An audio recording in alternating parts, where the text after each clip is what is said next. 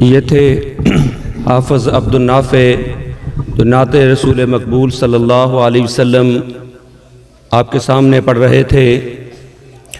ہماری خوش نصیبی ہے یہاں اللہ خالق کائنات نے توفیق بخشی، اس عظیم الشان ادارے کو کامیاب کیا، کامیابی سے چلایا جا رہا ہے۔ وہیں مسلسل کچھ وقفے کے بعد الحمدللہ کوئی نہ کوئی عظیم الشان کانفرنس، کسی پروگرام کا انعقاد کیا جاتا ہے۔ بڑے بڑے علماء تشریف لاتے ہیں، قرآن و سنت کی روشنی سے آپ کے قلوب و اذہان کو منور فرماتے ہیں۔ انہی میں سے ایک علمی شخصیت، ایک عظیم نام، محقق الاثر ڈاکٹر حافظ ابو یحییٰ نورپوری حافظہ اللہ تعالی الحمدللہ، چھوٹی سی عمر کے اندر اللہ نے بہت سارا عظیم الشان مقام عطا فرمایا۔ اللہ ان کے علم و عمل کے اندر مزید اضافہ فرمائے، ان کا سفر قبول فرمائے۔ آج ہمارے مہمان بنے ہیں۔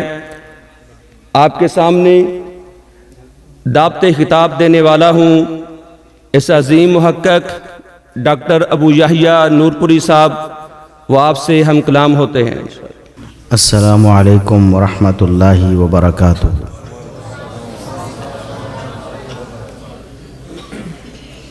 ان الحمد للہ نحمده ونستعینه ونستغفره ونعوذ باللہ من شرور انفسنا ومن سیئات اعمالنا، من يهده الله فلا مضل له ومن يضلل فلا هادي له، أشهد أن لا إله إلا الله وحده لا شريك له وأشهد أن محمدًا عبده ورسوله، أما بعد فأعوذ بالله السميع العليم من الشيطان الرجيم من همزه ونفخه ونفثه، بسم الله الرحمن الرحيم،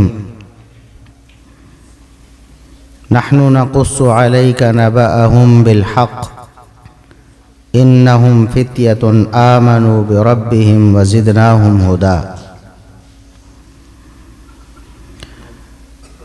محترم سامعین،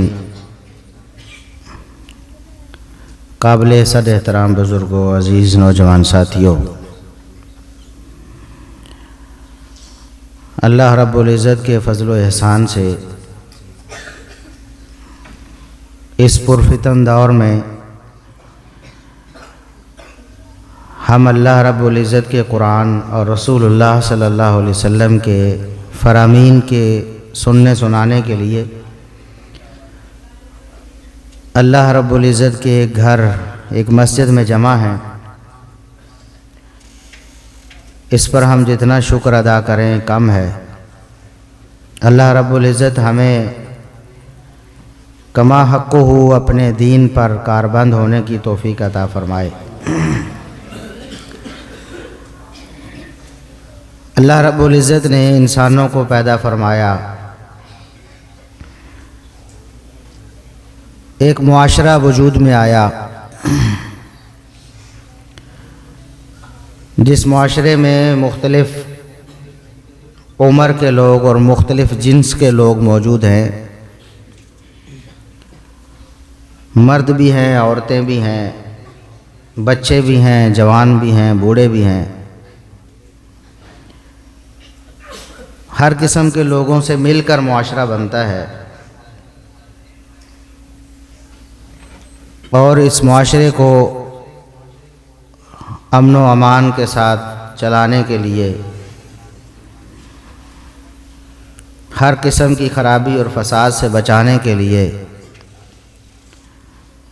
کچھ قوانین اور کچھ اصول و ضوابط ہیں۔ کچھ قوانین انسانوں نے بنائے ہیں اور کچھ قوانین اللہ رب العزت نے بنائے ہیں۔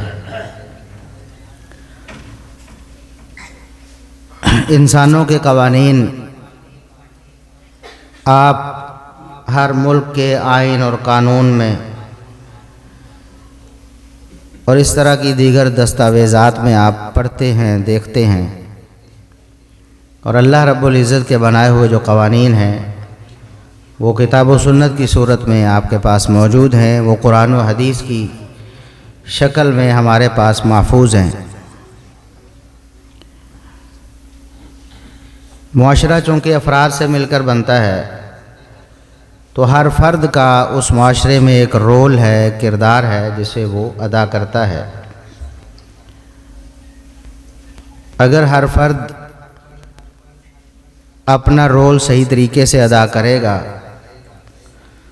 تو معاشرہ بخوبی چلتا رہے گا۔ اگر کچھ افراد اپنا کردار صحیح طریقے سے ادا نہیں کرتے تو یقیناً معاشرہ انہی افراد سے مل کر بنتا ہے، تو ان کے کردار کے خراب ہونے کی وجہ سے پورے معاشرے میں بگاڑ آتا ہے۔ بالکل جیسے ایک گاڑی ہے، اس کے اندر بہت سے پرزہ جات ہوتے ہیں، بہت سارے اس کے حصے ہیں۔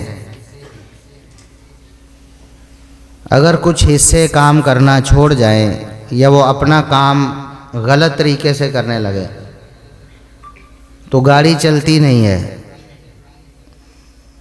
چلے گی تو پھر خرابی ہوگی، نقصان ہوگا، فساد ہوگا۔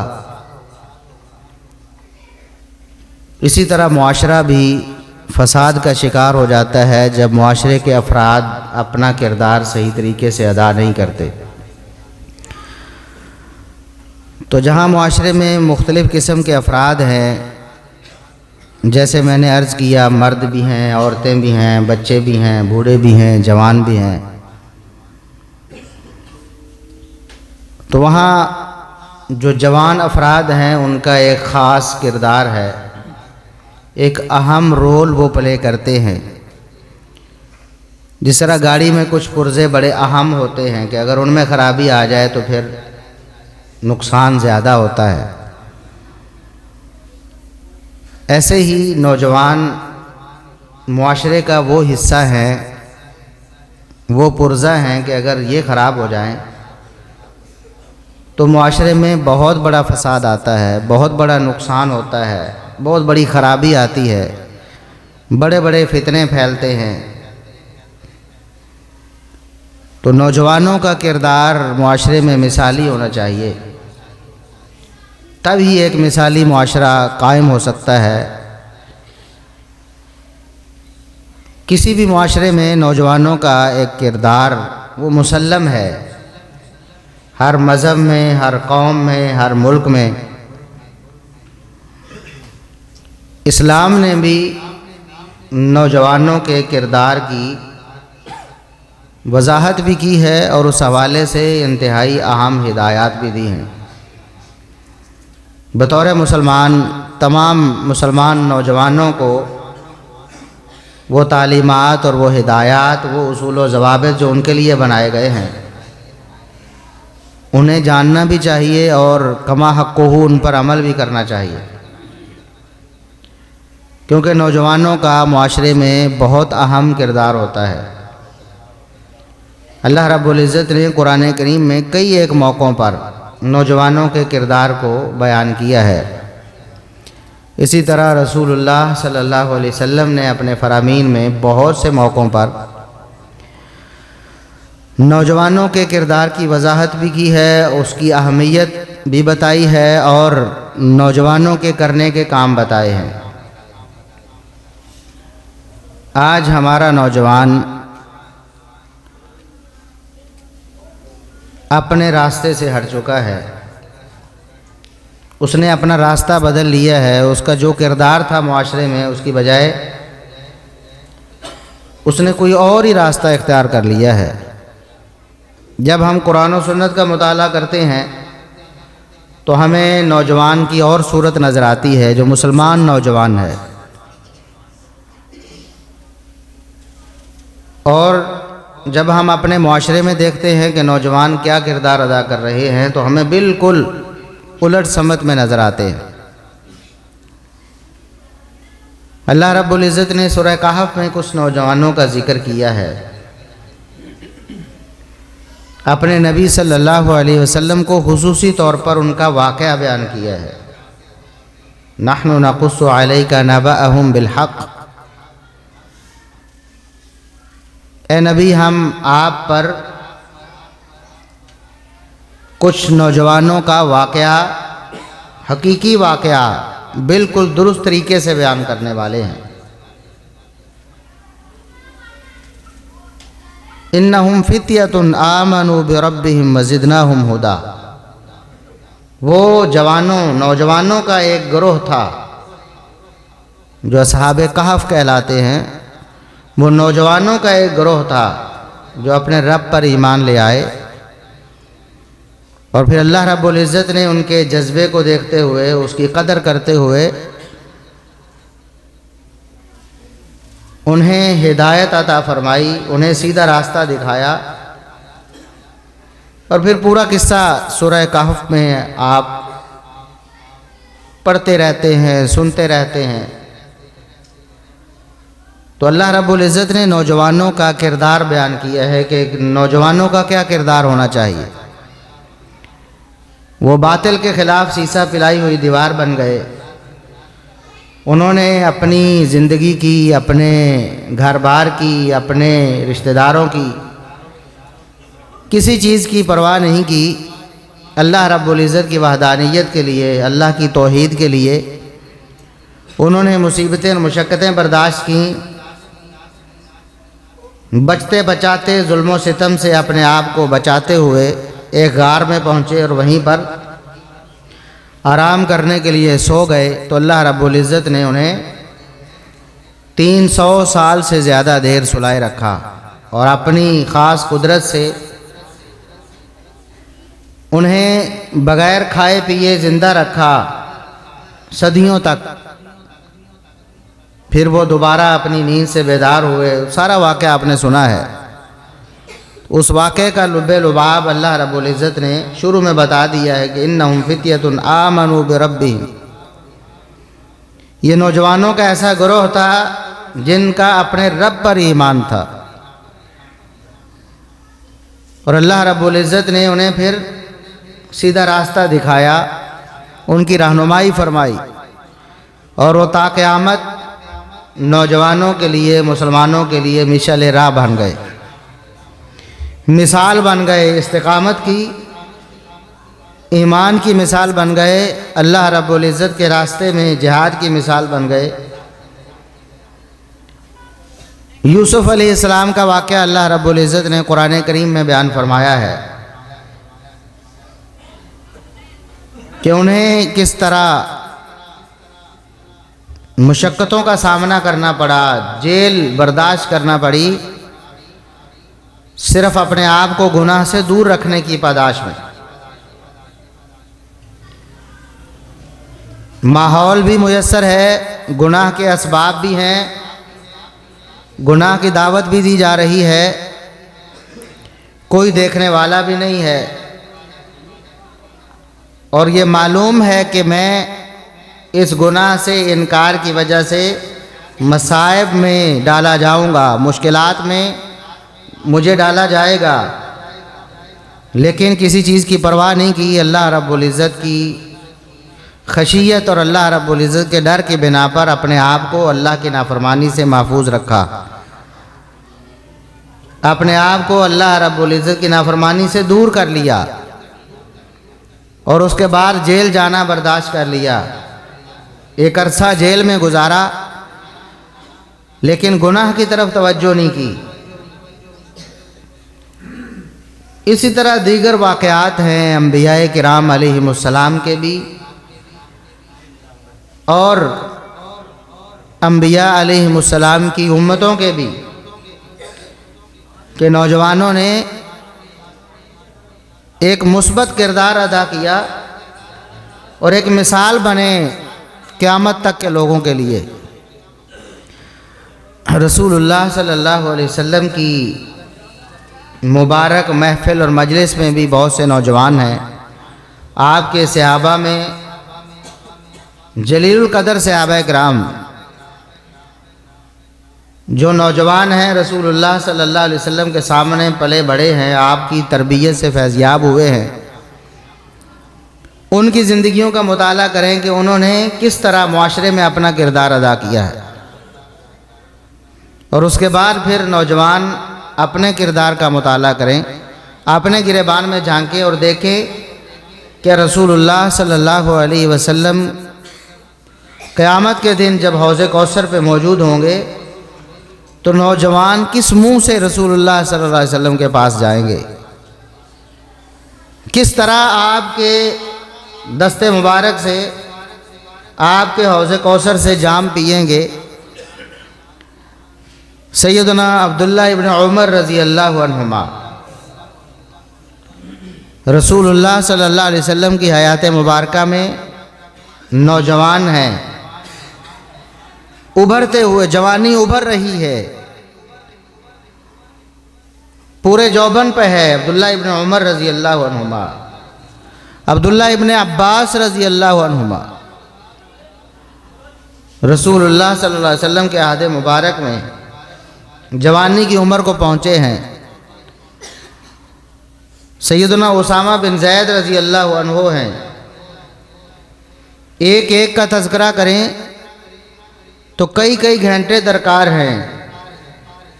عبداللہ بن عباس رضی اللہ عنہما کون ہیں؟ ان کی دین کے لیے محنت، ان کی کوشش اور ان کے جذبے اور ان کی لگن سے رسول اللہ صلی اللہ علیہ وسلم بھی متاثر ہوئے ہیں۔ رسول اللہ صلی اللہ علیہ وسلم کی خدمت کرتے ہیں، آپ صلی اللہ علیہ وسلم سے علم حاصل کرتے ہیں۔ رسول اللہ صلی اللہ علیہ وسلم خوش ہو کر اللہ رب العزت سے دعا کرتے ہیں، اللہم علمہ الکتاب، اے اللہ عبداللہ ابن عباس کو کتاب کا علم دے، انہیں وحی کا عالم بنا دے۔ عبداللہ ابن عمر رضی اللہ عنہما رسول اللہ صلی اللہ علیہ وسلم کی محفل میں موجود ہیں۔ آپ صلی اللہ علیہ وسلم نے ایک سوال کیا، بڑے بڑے صحابہ کرام موجود ہیں، ابو بکر و عمر رضی اللہ عنہما بھی موجود ہیں، جو کہ نبی کریم صلی اللہ علیہ وسلم کے سسر ہیں اور اس امت میں نبی کریم صلی اللہ علیہ وسلم کے بعد سب سے اولین مقام پر فائز ہیں ابو بکر و عمر رضی اللہ عنہما۔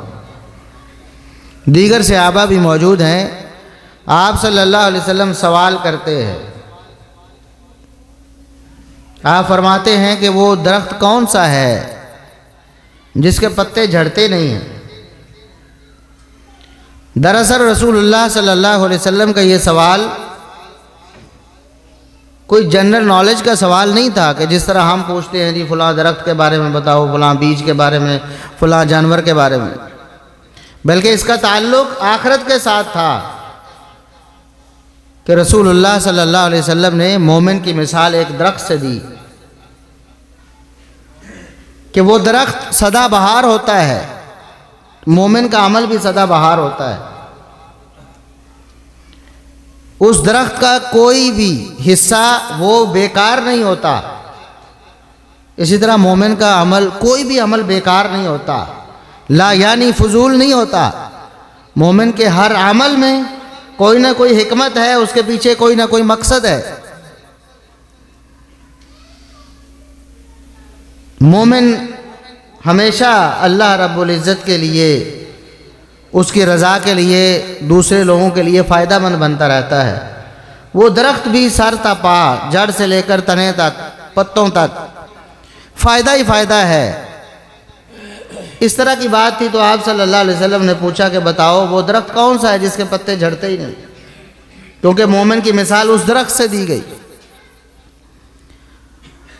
تو صحابہ کرام رضوان اللہ علیہم اجمعین کے ذہن میں فوراً بات نہیں آئی، اچانک سوال ہوا تو کوئی سوچ رہا ہے کہ فلاں درخت ہو سکتا ہے، فلاں درخت ہو سکتا ہے،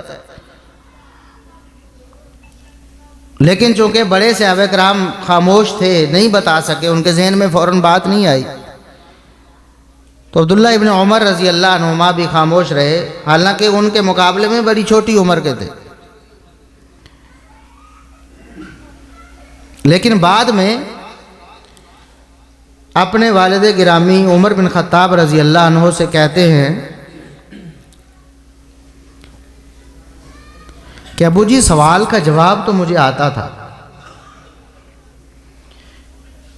فوراً میرے ذہن میں آ گیا تھا کہ وہ کون سا درخت ہے جس کے پتے نہیں جھڑتے ہیں، لیکن میں ذرا شرما گیا کہ بڑوں کی مجلس ہے، بڑے بڑے موجود ہیں، وہ نہیں بول رہے تو پتہ نہیں میرا بولنا کیسا ہوگا۔ تو سیدنا عمر رضی اللہ عنہ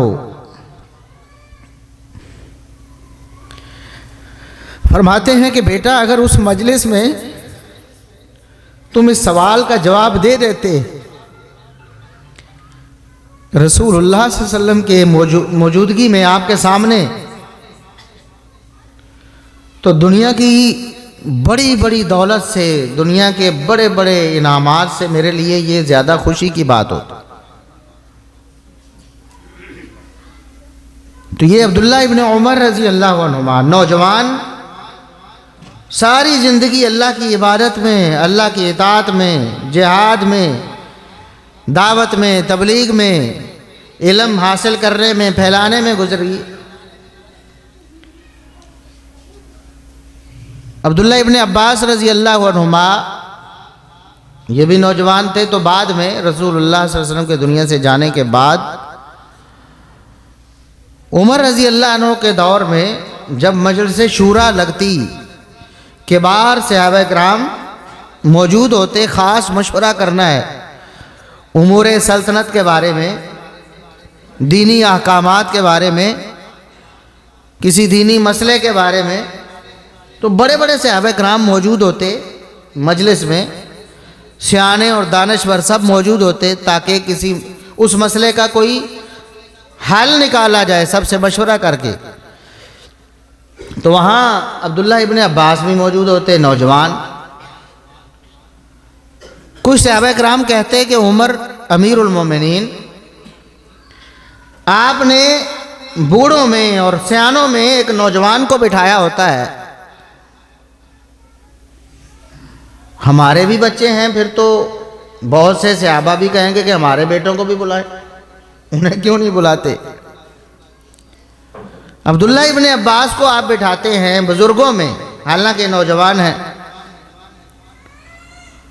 تو عمر رضی اللہ عنہ نے ارشاد فرمایا کہ میں کسی وجہ سے عبداللہ ابن عباس کو بزرگ صحابہ میں بلاتا ہوں، بٹھاتا ہوں،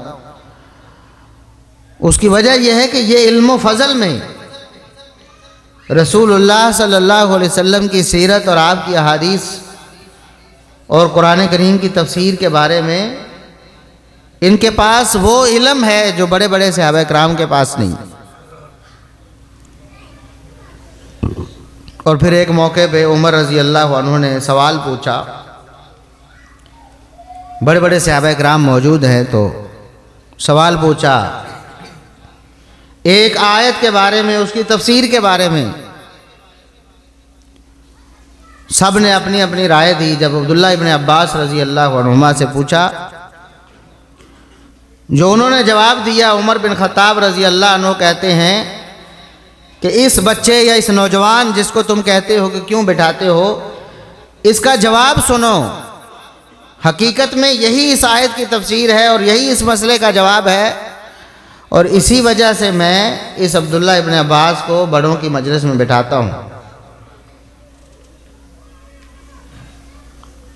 نبی کریم صلی اللہ علیہ وسلم کے ایک صحابی ہیں زید بن حارثہ رضی اللہ عنہ،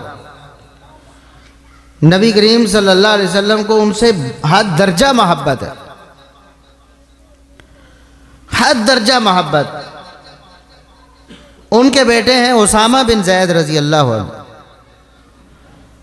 رسول اللہ صلی اللہ علیہ وسلم کو ان سے بھی حد درجہ محبت ہے، اور وہ رسول اللہ صلی اللہ علیہ وسلم کے رازدان بھی ہیں، اور آپ کے اتنے پیارے ہیں لوگوں کو پتہ ہے کہ اگر محمد الرسول اللہ صلی اللہ علیہ وسلم سے کوئی بات منوانی ہے، آپ کے سامنے کوئی بات کرنی ہے تو اسامہ بن زید کے ذریعے کریں تاکہ رسول اللہ صلی اللہ علیہ وسلم اس کو موڑے نہیں۔ واقعہ مشہور ہے کہ ایک عورت نے چوری کر لی۔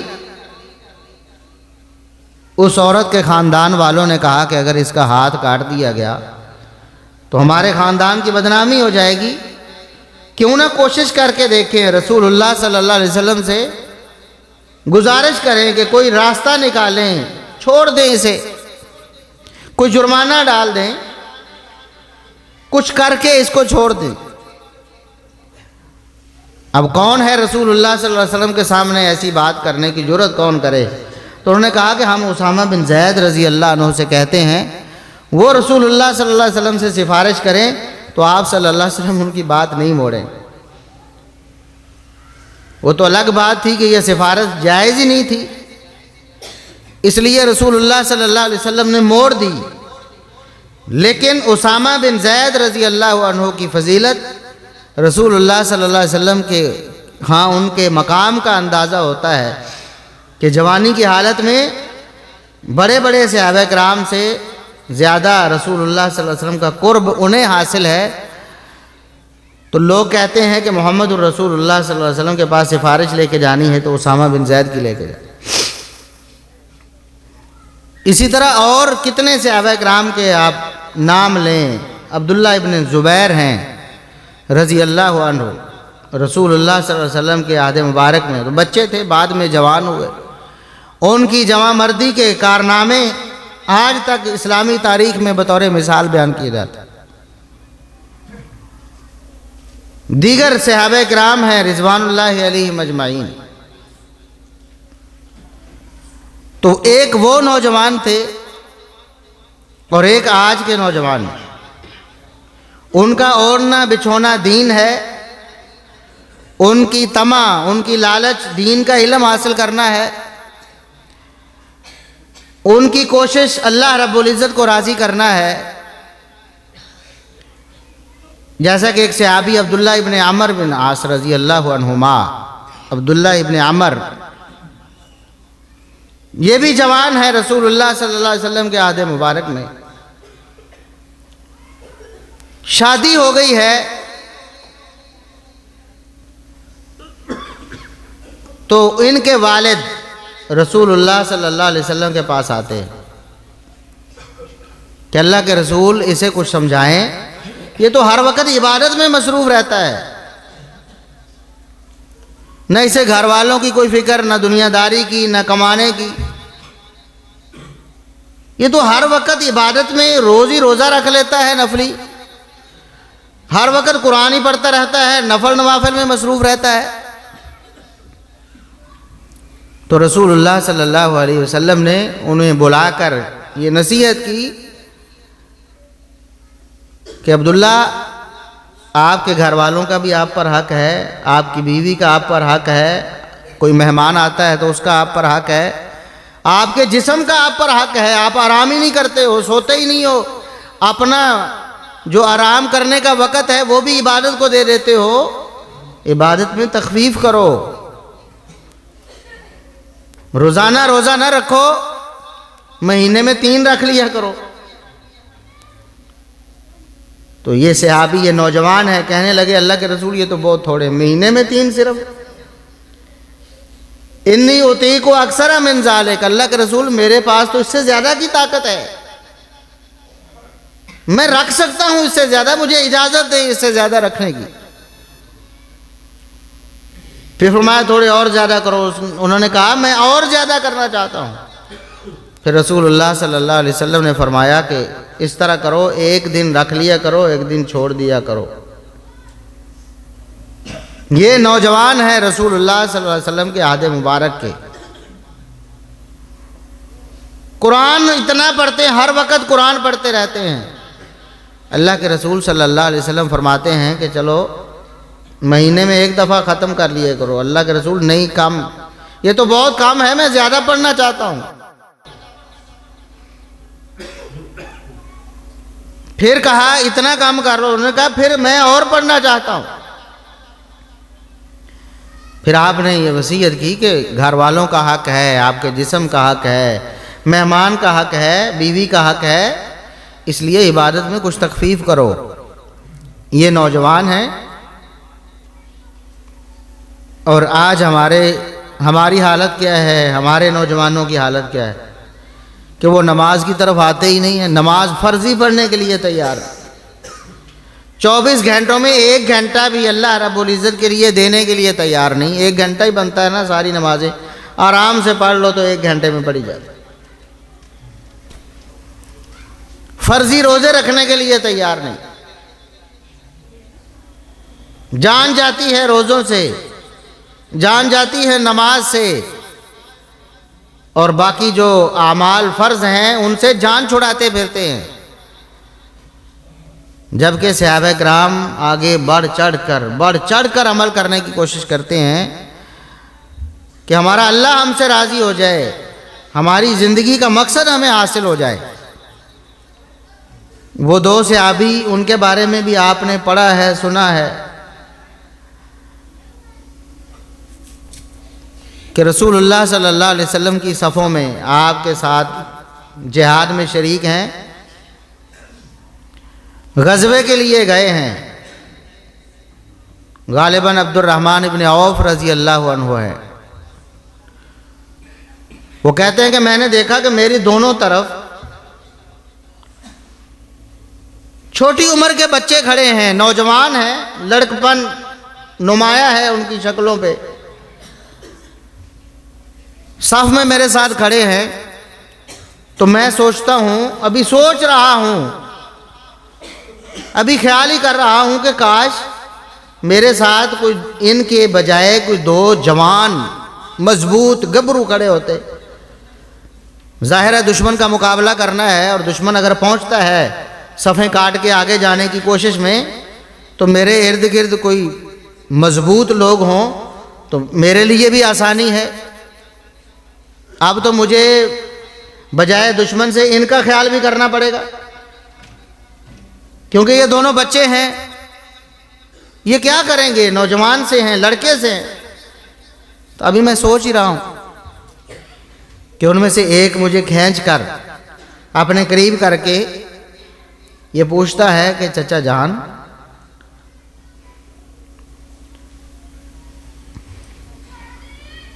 مجھے ابو جہل تو بتائیں کہاں ہے، مجھے بتائیں ابو جہل کہاں ہے۔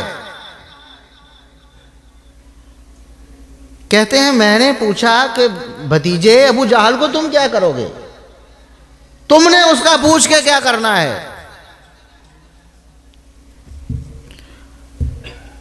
تو وہ بچہ، نوجوان، وہ لڑکا کہنے لگا کہ چچا جان، ہم نے سنا ہے کہ یہ بدبخت رسول اللہ صلی اللہ علیہ وسلم کو گالیاں دیتا ہے، یہ آپ کو برا بھلا کہتا ہے، اور ہم نے سنا ہے کہ میدان جنگ میں موجود ہے، اور میں یہ ارادہ کر کے آیا ہوں کہ میں اس بدبخت کو مار کے رہوں گا، اور اگر میں اسے مار نہ سکا تو اس کو مارنے کی کوشش میں خود قتل ہو جاؤں گا، شہید ہو جاؤں گا۔ بس آپ مجھے ذرا نشاندہی کر دیں کہ ابو جہل ہے کہاں۔ ابھی اس کی بات پوری نہیں ہوئی تھی تو دوسری طرف والے نے کھینچ لیا، کہا چچا جان میری بات سنیں، مجھے بتائیں ابو جہل کہاں ہے۔ میں نے اس سے بھی پوچھ لیا کہ بھتیجے ابو جہل کو تم کیا کرو گے، کیا کہنا ہے ابو جہل سے، کیا کام ہے۔ اس نے بھی بتایا کہ میں نے سنا ہے کہ ابو جہل رسول اللہ صلی اللہ علیہ وسلم کا دشمن ہے اور آپ کو برا کہتا ہے، اور میں ارادہ کر کے آیا ہوں کہ آج ابو جہل کو قتل کر کے رہوں گا، اور اگر قتل نہ کر سکا تو اس کو قتل کرنے کی کوشش میں خود اپنی جان قربان کر دوں گا، یا وہ نہیں یا میں نہیں۔ تو صحابی کہتے ہیں کہ میں تو حیران ہوا کہ جن کے بارے میں سوچ رہا تھا کہ یہ تو کمزور سے ہیں، لڑکے سے ہیں، یہ جنگ میں کیا کارنامہ کریں گے، تو جب میں نے ان کا یہ جذبہ دیکھا، یہ جوش دیکھا، تو میں اپنی سوچ پہ شرمسار ہوا کہ میں نے ان کے بارے میں ایسا سوچ بھی کیسے لیا کہ ان کی وجہ سے مجھے یا ہمیں نقصان ہو سکتا ہے۔ کہتے ہیں میں نے بس اشارہ ہی کیا تھوڑا سا کہ وہ ابو جہل لوگوں میں کھڑا ہے۔ یہ نوجوان باز کی طرح اڑتے ہوئے، ایسے لگا کہ گویا اڑتے ہوئے لپک کر اس اللہ کے دشمن پر حملہ آور ہوئے اور اس کو جہنم واصل کر دیا۔ یہ نوجوان ہیں، رسول اللہ صلی اللہ علیہ وسلم کے دور کے نوجوان ہیں، اور عبداللہ ابن عمر رضی اللہ عنہما۔ کون کون سی بات کریں ان نوجوانوں کی؟ ابھی بچے ہیں تو جنگ میں شامل ہونے کے لیے بےتاب ہیں کہ ہمیں بھی غزوہ کرنے کی، دشمن سے لڑنے کی اجازت دی جائے۔ ایک غزوے سے روک دیا جاتا ہے کہ ابھی تمہاری عمر چھوٹی ہے، تم ابھی بچے ہو، تم ابھی دشمن کے ساتھ تلوار اٹھا کر لڑنے کے قابل نہیں ہو، ہم تمہیں اجازت نہیں دیتے۔ ایک سال پہلے، ایک سال بعد اگلا غزوہ آ گیا، یہی نوجوان سینہ تانے ہوئے پھر آگے ہیں کہ اللہ کے رسول اب تو ہماری عمر پوری ہو گئی ہے، ہمیں دشمن سے لڑنے کی اجازت دی جائے۔ اور اجازت مل جاتی ہے، اور آپ کو اندازہ ہے کہ یہ عمر کیا ہے؟ زیادہ سے زیادہ 15 سال۔ بلوغت کی عمر اسلام میں زیادہ سے زیادہ 15 سال۔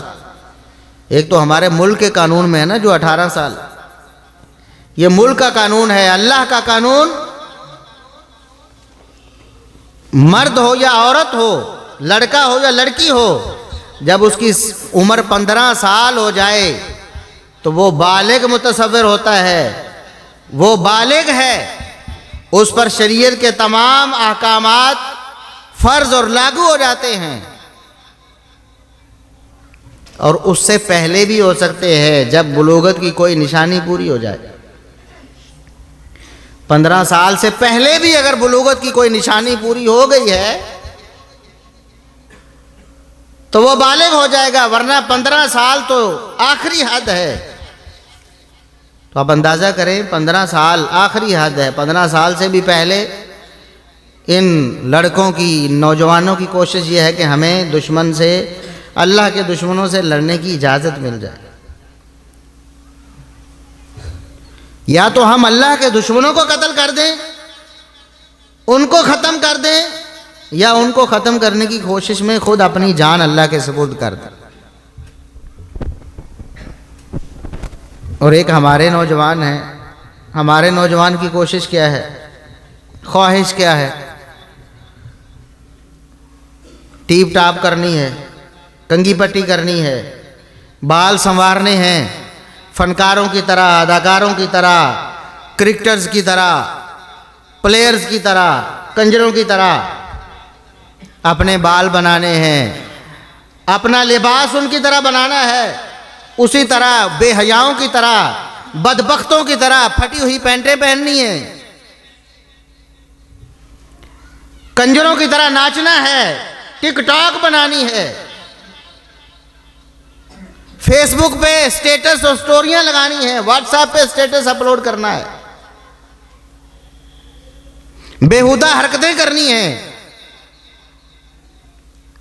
یہ ہمارے نوجوانوں کا طریقہ ہے، اور وہ نوجوان جو رسول اللہ صلی اللہ علیہ وسلم کے فیض یافتہ ہیں، تربیت یافتہ ہیں، اسلام کی تعلیمات کے مطابق جنہوں نے زندگی بسر کی ہے، ان نوجوانوں کی حالت دیکھیں۔ یہ نوجوان ہیں رسول اللہ صلی اللہ علیہ وسلم کے دور میں بچے ہیں، حسن و حسین رضی اللہ عنہ، بڑے ہوئے ہیں، ان کی سیرت کو پڑھیں، ان کی زندگی کا مطالعہ کریں، ان کے طور طریقے دیکھیں، اور پھر اپنے گریبان میں جھانکیں کہ ہم کہاں کھڑے ہیں، ہمارے نوجوان معاشرے میں کیا کردار ادا کر رہے ہیں؟ بے حیائی والا کردار، فحاشی اور یانی والا کردار، بد زبانی والا کردار، گالی گلوچ والا کردار، جھوٹ اور بد زبانی والا کردار ادا کر رہے ہیں۔ صبح و شام دن رات بس ایک ہی کوشش ہے کہ میں فیمس ہو جاؤں، چاہے اس کے لیے کچھ بھی کنجر خانہ کرنا پڑے، بے حیائی کی ساری سرحدیں عبور کرنی پڑیں، کر جاؤں، بس میں فیمس ہو جاؤں، میرے اتنے فالوور ہو جائیں، میرے اتنے فین ہو جائیں، پیسہ آ جائے، دولت آ جائے، میرے پاس بڑی نوکری آ جائے، عہدہ آ جائے۔ پڑھتے ہیں تو تب بھی یہی خواہش ہے کہ پڑھ کر کوئی اچھی نوکری لگ جاؤں، میرا فیوچر بن جائے، یا پھر دیگر کاموں میں اسی طرح ہی ملوث ہیں، شب و روز گزر رہے ہیں، صبح و شام جا رہی ہیں، نمازیں ضائع ہو رہی ہیں، روزے ختم ہو رہے ہیں، قرآن کریم سے تعلق ختم ہو گیا ہے، سال ہا سال قرآن کھول کر نہیں دیکھتے۔ یہ ہمارے نوجوان ہیں، اور اللہ رب العزت کو کیسے نوجوان چاہیے، رسول اللہ صلی اللہ علیہ وسلم کو کیسے نوجوان چاہیے، یا آپ صلی اللہ علیہ وسلم نے جن نوجوانوں کی تربیت کی، کیا ان کا کردار ایسا تھا؟ اس پر ہمیں غور کرنے کی ضرورت ہے، اور اس حوالے سے جو ہدایات ہیں، جو اصول و ضوابط ہیں کہ نوجوان کس طرح مثبت کردار ادا کر سکتے ہیں، خرابیوں سے کس طرح بچ سکتے ہیں، تو اس کے لیے سب سے اہم جو رسول اللہ صلی اللہ علیہ وسلم کی نصیحت اور وصیت ہے نوجوانوں کو، ایک تو والدین کو، سربراہان کو وصیت ہے قرآن میں، وَأَنكِحُوا الْأَيَامَ مِنكُمْ وَالصَّالِحِينَ مِنْ عِبَادِكُمْ وَإِمَائِكُمْ إِنْ يَكُونُوا فُقَرَاءَ يُغْنِهِمُ اللَّهُ مِنْ فَضْلِهِ، کہ جتنے بھی آپ کے بن نکاحے ہیں نا، بن نکاحے، نکاح کے بغیر جو لوگ زندگی بسر کر رہے ہیں، ان کے نکاح کر دو، یہ سربراہوں کو حکم ہے قرآن میں۔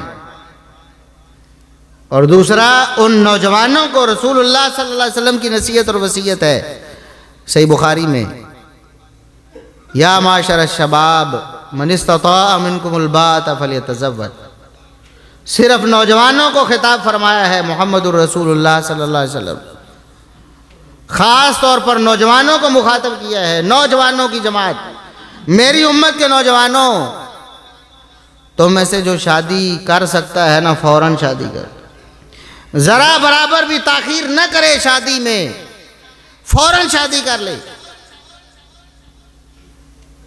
اور اگر کوئی ایسا مسئلہ، کوئی ایسی مجبوری بن گئی ہے، ایک تو وہ مجبوریاں جو ہم نے بنائی ہوئی ہیں، وہ مجبوریاں جو ہم نے بنائی ہوئی ہیں، جی وہ ابھی تو پاؤں پہ کھڑا ہی نہیں ہوا، 35 سال ہو گئے ہیں، ابھی پاؤں پہ کھڑا نہیں ہوا بیچارہ، 35 سال عمر ہو گئی ہے، ابھی پاؤں پہ کھڑا نہیں ہوا۔ اسلام کیا کہتا ہے؟ اگر اور کچھ بھی نہیں، 15 سال عمر ہو گئی ہے نا، باقی نشانیوں کو چھوڑیں، 15 سال عمر ہو گئی ہے، اس کے بعد وہ اپنے پاؤں پہ کھڑا ہے۔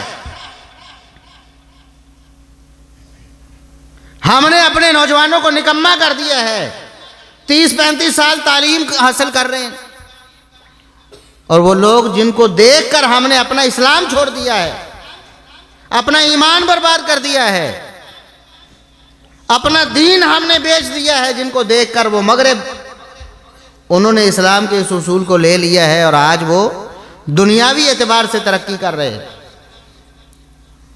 اب وہاں جائیں، وہاں جس ملک میں 18 سال کی عمر کی بلوغت کی حد انہوں نے مقرر کی ہے، اور 18 سال کے بعد وہ کسی کا وہ بوجھ کسی کے اوپر ڈالتے نہیں، والدین فارغ ہیں، 18 سال کا ہو گیا ہے، اپنا کام خود کرے گا، پڑھنے والے ہیں، پڑھتے ہیں، وہ حکومت سے قرضہ لیں، جو مرضی کریں، ان کی سر درد ہے، اس کے بعد وہ اپنی تعلیم کے ساتھ ساتھ وہ کام کاج کرتے ہیں، اوور ٹائم جو بھی کرتے ہیں وہ کرتے ہیں، حکومت کو اپنا قرضہ ادا کرتے ہیں جو انہوں نے تعلیم کے نام پر لیا ہے، اور تعلیم حاصل کی ہے وہ کرتے ہیں. انہوں نے اپنے نوجوانوں کو نکما نہیں ہونے دیا. بات سمجھ رہے ہیں کہ نہیں؟ اور ہم مسلمان ہیں، ہمارے نبی نے، ہمارے پیغمبر نے ہمیں یہ اصول دیا، ہمارے دین نے ہمیں یہ اصول دیا. ہم نے وہ چھوڑ دیا تو 35-40 سال تک ہم پاؤں پہ ہی نہیں کھڑا کر پاتے ان کو. ان کی ٹانگیں اتنی کمزور ہم نے کر دی ہیں کہ وہ ان کا بوجھ ہی برداشت نہیں کرتی.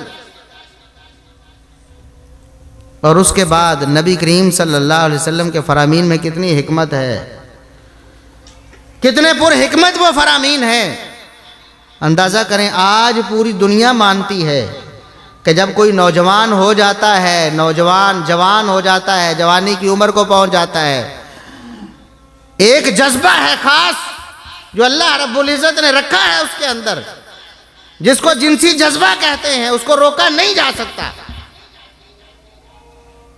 انہوں نے اپنے خیال کے مطابق، اپنے قانون کے مطابق ان کو راستہ دے دیا ہے کہ بالغ ہونے کے بعد آپ رضامندی سے جو مرضی کرتے پھریں، آپ کو کوئی قانون پوچھنے والا. انہوں نے راستہ دیا اپنے خیال کے مطابق جو غلط ہے، اور ہمیں ہمارے دین نے جو راستہ دیا تھا ہم نے وہ راستہ روک دیا. کہتے ہمارے بچے تو بڑے شریف ہیں. اللہ کی قسم بدترین جھوٹ ہے، یہ کائنات کا بدترین جھوٹ ہے. محمد الرسول اللہ صلی اللہ علیہ وسلم سچے ہیں اور ہم جھوٹے ہیں. آپ کیا فرماتے ہیں؟ او نوجوانوں، جو شادی کر سکتا ہے فوراً شادی کرے. وَمَن لَّمْ يَسْتَطِعْ فَعَلَيْهِ بِالصَّوْمِ، اور جس کے پاس شادی کی طاقت نہیں ہے، کوئی ایسی مجبوری آ گئی ہے، تعلیم کے نام پر نہیں، اور ان کے بچے بھی سیاستدان، سائنسدان، سب کچھ بن رہے ہیں. اور یورپ میں ہوتے سائنسدان نہیں ہیں سارے، آج انہی کے خوشہ چین تم بنے ہوئے ہو، حالانکہ علم تمہارا تھا، قبضہ انہوں نے کر لیا. ان کے بچے پڑھتے ہیں، تعلیم میں معیار ان کا آگے ہے، آپ ان کو فالو کرنے کی کوشش کرتے ہو کہ نہیں کرتے ہو؟ بالغ ہونے کے بعد وہ خود ہی پڑھتے ہیں، اپنے تعلیمی اخراجات بھی پورے کرتے ہیں، سیکنڈ ٹائم جاب بھی کرتے ہیں، جو مرضی کرتے ہیں.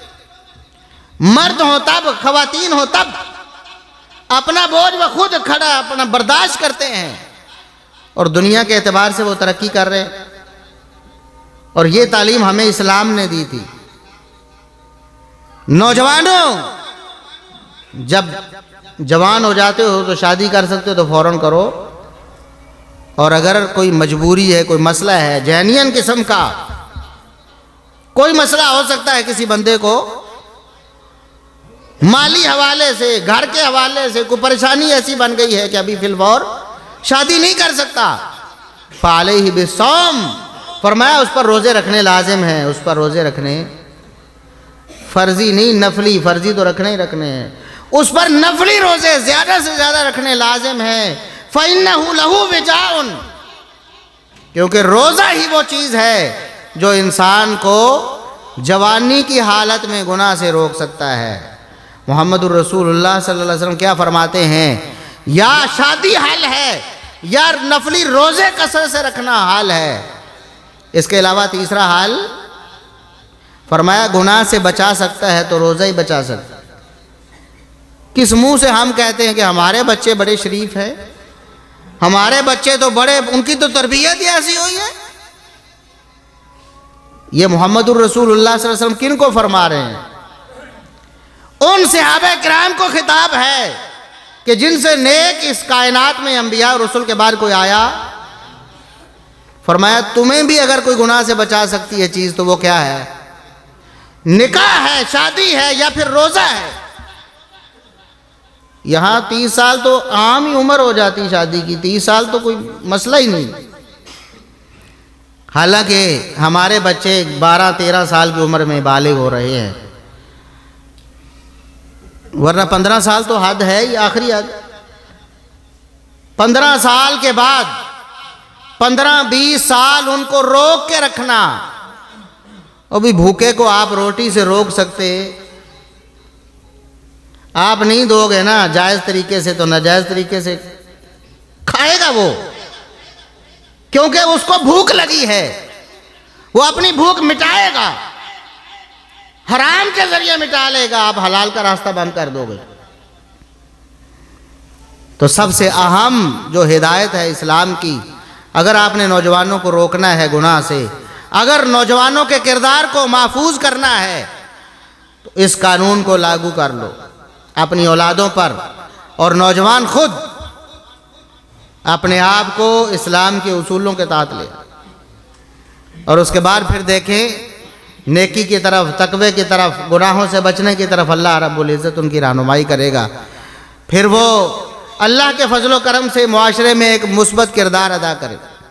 ہم نے تو بے حیائی کھول رکھی ہے میڈیا کی صورت میں۔ پہلے تو ہوتا تھا وہ کوئی ٹی وی ہوتا تھا، کوئی وی سی آر ہوتا تھا، کچھ ہوتا تھا، اب تو ہر شخص کے ہتھیلی میں وی سی آر ہے، بلکہ وی سی آر تو کوئی چھوٹی سی چیز ہے، پتہ نہیں کیا ہے، کنجر خانہ ہے، بت خانہ ہے۔ دین ایمان کا، وہ بربادی کا ایک پورا پلان ہے، وہ نوجوانوں کے ہاتھ میں ہے، اور پرائیویسی ایسی ہے کہ کوئی دیکھ ہی نہیں سکتا نوجوان کیا کر رہا ہے، دن کو کیا کرتا ہے، رات کو کیا کرتا ہے، کیا دیکھتا ہے، کیا سیکھتا ہے، کسی کو پتہ ہی نہیں۔ کسی کو پتہ ہوگا تو اس کو کوئی سمجھائے گا، اس سے کوئی پوچھے گا۔ ہر وقت وہ اپنے موبائل پہ مصروف ہے، فیس بک پہ بے حیائی دیکھ رہا ہے، یوٹیوب پہ بے حیائی دیکھ رہا ہے، واٹس ایپ پہ گندی تصویریں اور گندی ویڈیوز دیکھ رہا ہے۔ اور اب تو ہمارا جو قومی، جو ہمارے ٹی وی چینلز ہیں جن کو ہم نیشنل ٹی وی چینلز کہتے ہیں، ان پہ بھی بے حیائی کی بھرمار ہے۔ ایسے ڈرامے، ایسی فلمیں جن سے ہمارا اسلام کا جو پورا ایک سلیبس ہے اس کو تباہ کرنے کی کوشش کی جا رہی ہے، ان کے اخلاق کو خراب کیا جا رہا ہے، ان کے کردار کو تباہ کیا جا رہا ہے۔ تو نوجوانوں کا کردار ایک معاشرے کے لیے بہت اہم ہوتا ہے، اور اگر نوجوان ہی آپ کے خراب ہو جائیں، سارے کنجر بن جائیں، مشٹنڈے ہو جائیں، آوارہ ہو جائیں، پہلے جس کو ہم کہتے تھے نا کنجر، اس کے لیے اب بڑا خوبصورت لفظ آ گیا، آرٹسٹ۔ پہلے کنجر کہتے تھے نا، اب آرٹسٹ ہے، یہ آرٹ ہے۔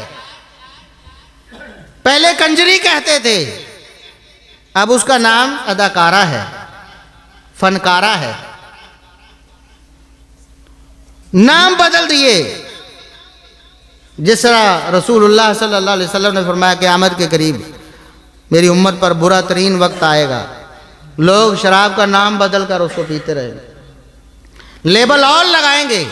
آج بھی ایسا ہو رہا، ہم نے تو ہر چیز پہ لیبل بدل دیا ہے، ہر چیز پہ لیبل بدل کے اس کو ہم نے جائز سمجھ لیا ہے۔ کہتے ہیں جی نوجوان تھوڑا بہت تو ہلا گلا ہونا چاہیے، شادی بیاہ پہ پتہ چلے کوئی جنازہ نہیں ہے، یہ کہتے ہیں کہ ہم نے کوئی جنازہ اٹھانا ہے، کوئی ہلا گلا تو ہوگا نا جی۔ نوجوان ہیں، تھوڑی بہت پی بھی لیں گے، کچھ ڈانس کا پروگرام بھی ہو جائے گا، کچھ میوزک بھی ہو جائے گی۔ اس طرح کی باتیں کر کے ہم نے اپنے آپ کے لیے بے حیائی کے دروازے کھول رہے ہیں۔ نوجوانوں نے اپنے لیے ان چیزوں کو حلال سمجھ لیا ہے، وہ جائز سمجھتے ہیں، بڑے فخر سے کہتے ہیں، فخر سے کہتے ہیں کہ میرا جناب ٹک ٹاک پہ اتنی میری ویڈیوز ہیں، اتنے میرے فالورز ہیں، اور میری فلاں فلاں ویڈیو بڑی وائرل ہو گئی ہے، فخر سے کہتے ہیں۔ یہ فخر ہو رہا ہے۔ رسول اللہ صلی اللہ علیہ وسلم نے فرمایا اللہ رب العزت گناہگاروں کو معاف بھی کریں گے، بہت سے گناہگاروں کو معاف کر دیں، لیکن جو ایسے کنجر بے حیا ہیں، جو اپنی بے حیائی کو بھی سر عام فخریہ بیان کرتے ہیں، ایسے لوگوں کو اللہ معاف نہیں کرے۔ تو ہمارے نوجوانوں کو چاہیے کہ اپنا قبلہ درست کریں، وہ عبداللہ ابن عمر کی طرف بڑھیں، وہ عبداللہ ابن عباس کی طرح بڑھیں، وہ حسن و حسین رضی اللہ عنہما کے کردار کو دیکھیں، وہ اسامہ بن زید کے کردار کو دیکھیں، وہ دیگر صحابہ کرام، وہ معاذ اور معوذ جنہوں نے ابو جہل کو قتل کیا تھا، ان کے جذبے کو دیکھیں، وہ اصحاب کہف کی سیرت پر دیکھیں، غور کریں کہ اللہ رب العزت نے قرآن میں ان کی تعریفیں کی ہیں، اور تا قیامت لوگوں کے سامنے ان کی شان اور ان کا مقام بیان ہوتا رہے۔ وہ اللہ کے اولیاء تھے جوانی کی حالت میں، اللہ نے ان کو اپنا ولی ڈکلیئر کیا ہے، اور رسول اللہ صلی اللہ علیہ وسلم نے فرمایا قیامت کے دن عرش کا سایہ کن خوش نصیبوں کو حاصل ہوگا جس دن عرش کے علاوہ کوئی سایہ نہیں، یوم لا ظل الا ظلہ، عرش کے علاوہ کوئی سایہ نہیں ہوگا، زمین چٹیل میدان ہوگی، کوئی درخت، کوئی بلڈنگ، کوئی عمارت، کچھ بھی نہیں ہوگا، کوئی سایہ نہیں سوائے اللہ کے عرش کے سائے کے۔ تو جن خوش نصیبوں کو وہ حاصل ہوگا ان میں سے ایک شاب نشأ فی عبادت اللہ، ان میں سے ایک خوش نصیب وہ ہے، وہ نوجوان ہے، نوجوان جس کی جوانی اللہ کی عبادت میں گزری ہے، اللہ کی عبادت میں اپنی جوانی کو گزارنے والا نوجوان اللہ رب العزت کو بڑا محبوب ہے، اللہ رب العزت کو بہت پسند آتا ہے، اللہ رب العزت کی محبت کا حقدار ٹھہرتا ہے ایسا نوجوان جو جوانی کے عالم میں اللہ رب العزت سے ڈر کر زندگی بسر کرتا ہے، جو یوسف علیہ السلام کی سیرت کو اپناتا ہے، گناہوں کے اسباب ہونے کے باوجود گناہوں کو ٹھکراتا ہے، گناہوں سے نفرت کرتا ہے، اللہ رب العزت کے ڈر کو ہمیشہ اپنے سامنے رکھتا ہے، ایسے نوجوان اللہ رب العزت کو بہت پسند ہے۔ اور قیامت کا دن ہوگا، نامہ اعمال ہاتھ میں دے دیا جائے گا، کسی کو دائیں ہاتھ میں، کسی کو بائیں ہاتھ میں نامہ اعمال مل جائے گا۔ پھر نوجوان دیکھے گا اس کے گناہوں کے کھانے میں کہیں ٹک ٹاک ہے، کہیں یوٹیوب ہے، کہیں فیس بک ہے، کہیں کوئی اور سوشل میڈیا پلیٹ فارم ہے، اور نیکیوں کے پلڑے میں کیا ہے؟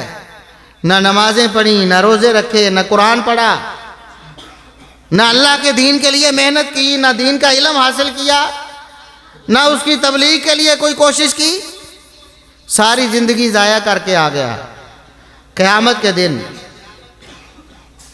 پھر کیا کہے گا؟ افسوس، نادم ہوگا، پشیمان ہوگا، حسرت کرے گا، کاش دنیا میں نیک عمل کر کے آتا۔ اور نوجوان یہ سمجھتے ہیں کہ یہ تو جوانی کی عمر تو بڑی جی دیوانی ہوتی ہے، جوانی بڑی دیوانی ہوتی ہے، الٹے الٹے کام، الٹے الٹے مشغلے، اور پھر اللہ رب العزت کا فیصلہ آ جاتا ہے، یہ سمجھتا ہے کہ شاید یہ جوانی تو ایسی، یہ ختم ہی نہیں ہونی کبھی، یا میں بوڑھا ہوں گا پھر دیکھی جائے گی، پھر میں سجدے بھی کر لوں گا، پھر میں مسجد میں ڈیرا ڈال لوں گا، سارے گناہ معاف کروا لوں گا۔ یہ شیطان کا اتنا بڑا دھوکہ ہے۔ کتنے ہی نوجوان ہیں جوانی کی حالت میں بلاوا آ جاتا ہے، پھر نہ ان کی شہرت کسی کام آتی ہے، نہ ان کی دولت کسی کام آتی ہے، نہ ان کے فین، نہ ان کے فالوور، کچھ بھی کام نہیں آتا، سب کچھ چھوڑ کے دنیا سے چلے جاتے ہیں۔ اور وہ بے حیائی جو اس نے شروع کی ہے، جب تک وہ سوشل میڈیا پہ چلتی رہے گی برابر اس کو گناہ ملتا رہے گا، برابر گناہ ملتا رہے گا۔ کتنے نوجوان ایسے ہیں، لاتعداد نوجوان جو بے حیائی کے اڈے کھول کے فیس بک پہ، یوٹیوب پہ، ٹک ٹاک پہ بے حیائی کے اڈے کھول کے دنیا سے چلے گئے، بلاوا آ جاتا ہے، ایکسیڈنٹ میں مارا جاتا ہے، اور الٹی سیدھی حرکت میں مارا جاتا ہے، کوئی بیماری آن لیتی ہے، اللہ کا عذاب پکڑ لیتا ہے، دبوچ لیتا ہے اسے، اور اسی حالت میں دنیا سے چلا جاتا ہے۔ اس کو موقع نہیں ملتا کہ وہ جو کنجر خانے کا اکاؤنٹ اس نے کھولا ہے اس کو بند کر سکے۔ اسی حالت میں اللہ رب العزت کے دربار میں پیش ہوتا ہے، تو بتائیں کیا سوچے گا؟ پھر کیا حشر ہوگا اس کا؟ کیا منہ دکھائے گا اللہ رب العزت کو؟ محمد الرسول اللہ صلی اللہ علیہ وسلم ان کے سامنے کیا منہ لے کر جائے گا؟ کس طرح جام کوثر اس کو نصیب ہوگا۔ محمد الرسول اللہ صلی اللہ علیہ وسلم فرماتے ہیں اپنی امت کو، میری امت کے لوگوں قیامت کے دن مجھے پریشان پشیمان نہ کر دے۔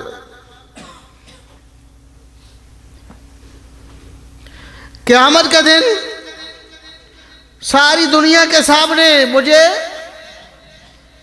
غم زدہ نہ کر دینا کہ میری امتی ہو کر یہ کردار لے کر آؤ کہ میں اس دن اس بات پہ شرمسار ہوں کہ میرا امتی، میرا کلمہ پڑھنے والا، میرا نام لینے والا کس حالت میں اللہ کے دربار میں آیا ہے۔ خبردار اپنے کردار کو سنبھال کے دنیا سے آنا، اللہ سے تعلق اچھا بنا کے آنا تاکہ میں فخر کر سکوں۔ قیامت کے دن میں فخر کروں گا کہ میری امت سب سے بڑی ہے، جنت میں جانے والے سب سے زیادہ میری امت کے لوگ ہوں گے۔ لیکن کچھ ایسے بدبخت ہوں گے، بہت سے ایسے بدبخت ہوں گے جو رسول اللہ صلی اللہ علیہ وسلم کی پریشانی کا سبب بنے۔ آپ کیا سمجھتے ہیں کہ جہنم میں جاتے ہوئے اپنے امتیوں کو، نوجوانوں کو، بوڑھوں کو، بچوں تو خیر اللہ رب العزت کے معاملہ ہے کہ وہ ان کو کیا کرتا ہے، کیونکہ بچوں کے بارے میں کافروں کے بھی بچے ہوں تو رسول اللہ صلی اللہ علیہ وسلم میں اللہ عالم بما کانوا عاملین، اللہ ہی بہتر جانتا ہے کہ انہوں نے بڑے ہو کر کیا کرنا تھا اس کے مطابق، اور بچے نیک ہیں تو یقیناً جنت کے حقدار ہیں اور پیش رو ہوں گے۔ تو اللہ کے رسول صلی اللہ علیہ وسلم اپنی امت کو جب جہنم میں جاتے ہوئے دیکھیں گے کس قدر پریشان ہوں گے، کس قدر حسرت ہوگی کہ کاش میں ان لوگوں کو بھی کاش راہ راست پہ لا سکتا، میری دعوت و تبلیغ ان پر بھی اثر کرتی۔ تو یہ نوجوان نوجوانی کی حالت میں چلے جاتے ہیں، الٹے کام کرتے کرتے اللہ کے دربار میں پیش ہو جاتے ہیں۔ کیا پتہ ہے زندگی کا کتنے لمحے ہیں، کتنے سیکنڈ ہیں، کتنے منٹ ہیں، کتنے دن ہیں۔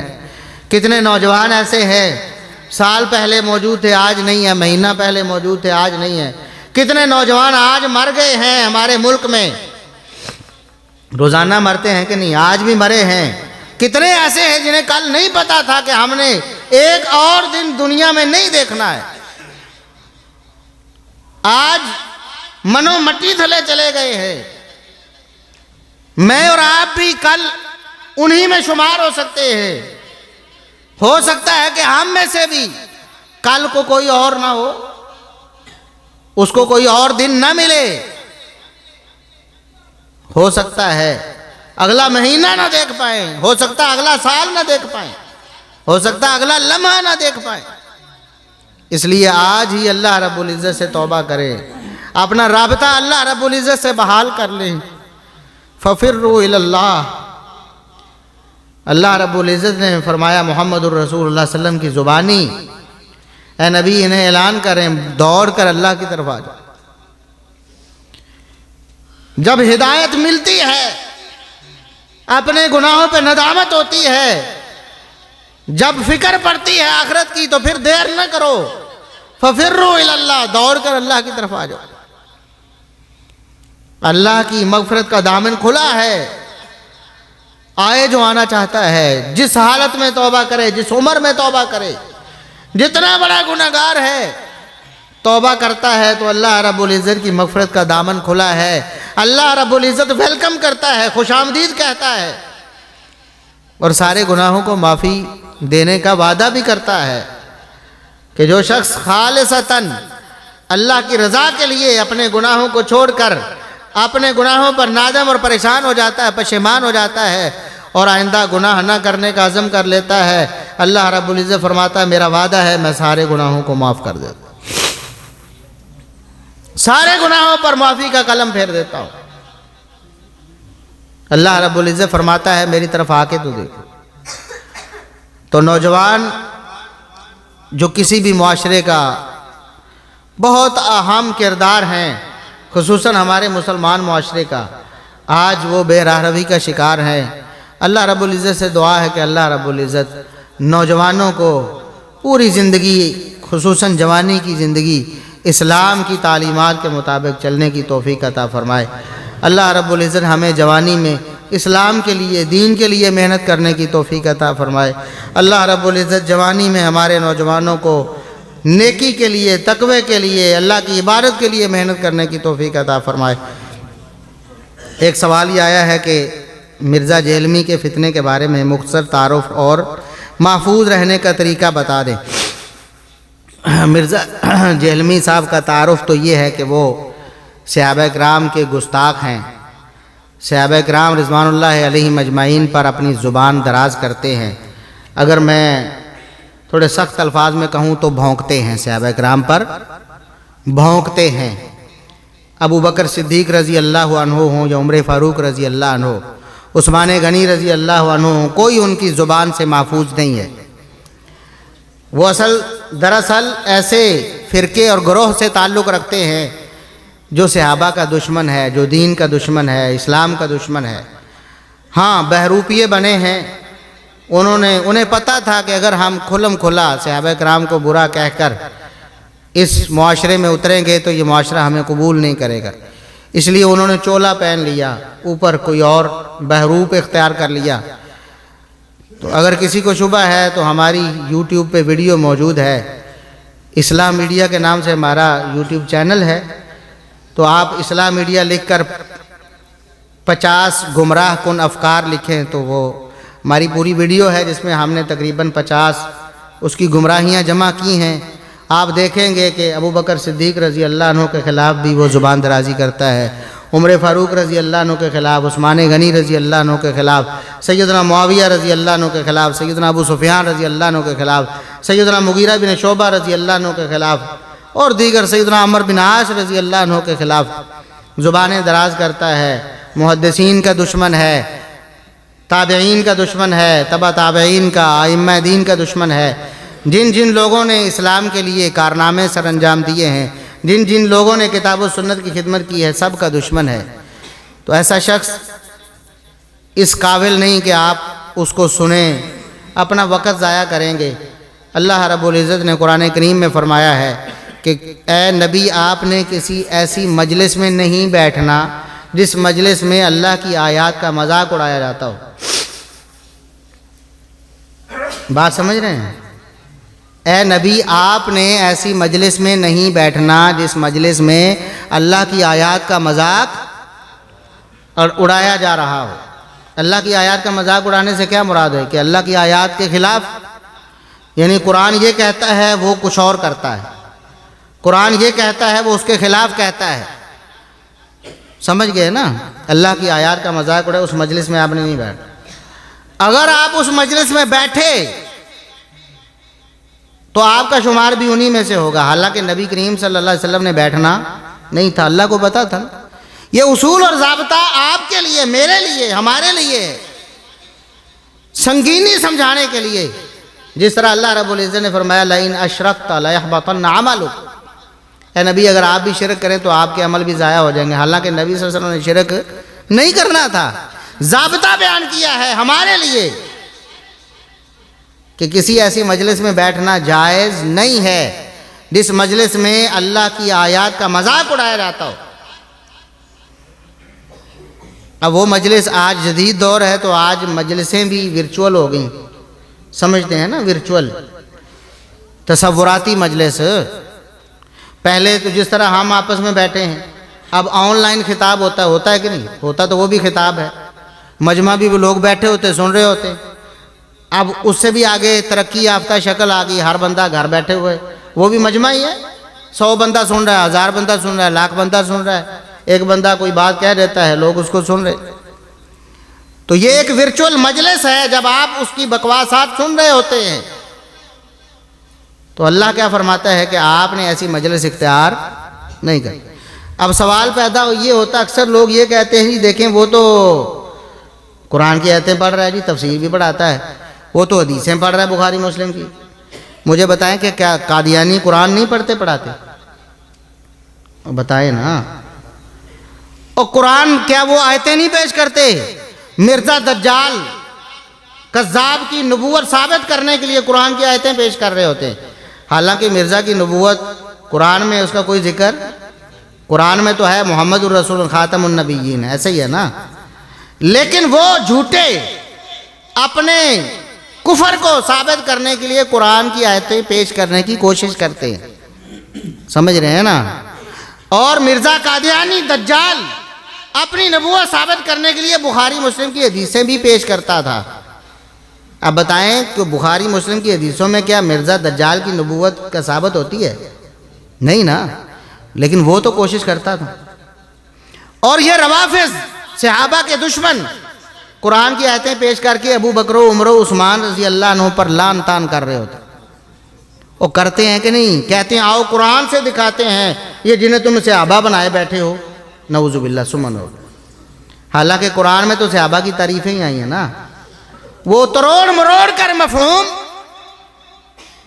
اپنا کفر پکنے کی کوشش کرتے ہیں، قرآن پر وہ مطلب الزام عائد کرتے ہیں کہ قرآن کریم نے نعوذ باللہ صحابہ کرام کے بارے میں برا کہا ہے۔ بات سمجھ رہے ہیں نا؟ یہ جو شبہ ہے نا کہ جی قرآن کی آیتیں پڑھتے ہیں تو قادیانی بہت پڑھتے ہیں، اس مرزے سے اس مرزے نے زیادہ قرآن کی آیتیں پڑھی بھی ہیں، لکھی بھی ہیں۔ نہیں سمجھ آئی؟ مرزا جیلمی سے بڑھ کر مرزا غلام احمد قادیانی نے قرآن کی آیتیں پڑھی ہیں، لکھی ہیں، اپنی کتابوں میں بار بار قرآن کی آیتیں لکھتا ہے وہ۔ لیکن قرآن کی آیتیں لکھنے سے یہ ثابت نہیں ہو جاتا کہ اس کا موقع بھی قرآن سے ثابت ہے، سمجھ گئے؟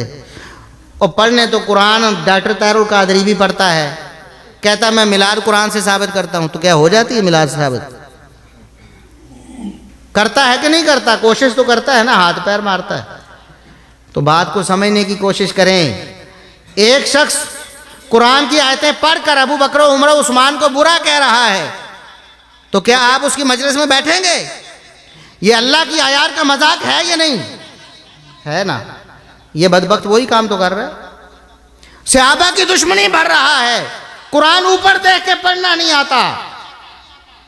اور یہ ہم نے اس کو چیلنج کئی سال پہلے دیا ہے اور آج بھی ہم اس پر قائم ہیں۔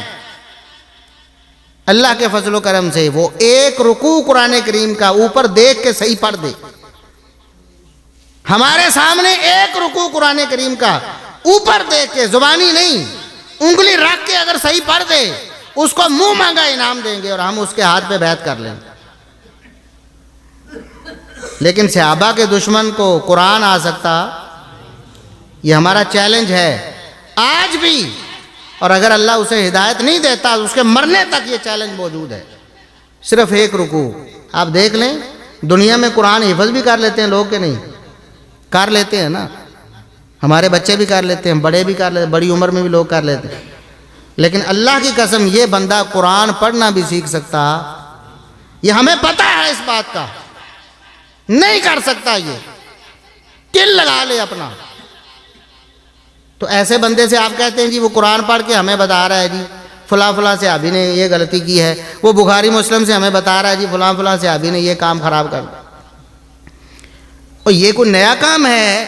اور رافضی پہلے سے یہ کام کر رہے ہیں، صحابہ کے دشمن شروع سے یہ کام، اور قرآن پڑھ کے قرآن کی آیتوں کا مفہوم بگاڑ کے صحابہ پر طعن کرنا یہ رافضیوں کا ہمیشہ سے کام رہا ہے، یہ کوئی نیا کام نہیں ہے۔ بخاری مسلم کی حدیثوں کو تروڑ مروڑ کر پیش کرنا، ان کے ترجمے میں ڈنڈی مار کر تشریح کے نام پہ جھوٹ ان میں داخل کر کے لوگوں کو صحابہ سے بدگمان کرنا، یہ رافضیوں کا بہت عرصے سے یہ کام ہے، یہ کوئی نیا کام؟ بس فرق اتنا ہے اس نے نعرہ یہ لگایا کہ میں سنی بھی نہیں ہوں، میں شیعہ بھی نہیں ہوں، بات سمجھ گئے کہ نہیں؟ بس اس نے یہ دھوکہ دیا ہے، جس کی وجہ سے بہت سے لوگ اس کے دھوکے میں آ گئے کہ یہ تو کہتا ہے میں شیعہ نہیں ہوں۔ بھئی اگر تو شیعوں کے سر پہ سینگ ہوتے ہیں تو یہ واقعی شیعہ نہیں، اور اگر شیعہ عقائد و نظریات سے بنتا ہے بندہ کہ یہ عقائد رکھنے والا شیعہ ہے، تو اللہ کی قسم یہ بدترین شیعہ ہے۔ میں ہر فورم پہ اگر آمنے سامنے بیٹھ کے بات کرنے کے لیے تیار ہو تب بھی، کسی عدالت میں ہمیں بلائے تب بھی، کسی پنچایت میں بلائے تب بھی، ٹیبل ٹاک کرے تب بھی، میں یہ بات ثابت کرنے کے لیے تیار ہوں کہ یہ بدترین شیعہ ہے۔ اور جو یہ کہتا ہے کہ ابو بکر صدیق کا پہلا نمبر نہیں ہے، اب بتاؤ وہ شیعہ ہے کہ نہیں؟ وہ سنی ہو سکتا ہے؟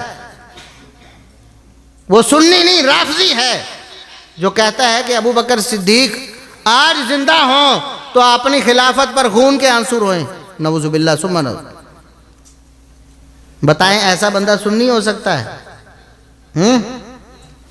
جو یہ کہتا ہے کہ عثمان رضی اللہ عنہ اپنے گناہوں کی برداشت میں قتل ہوئے ہیں، نعوذ باللہ ثم نعوذ۔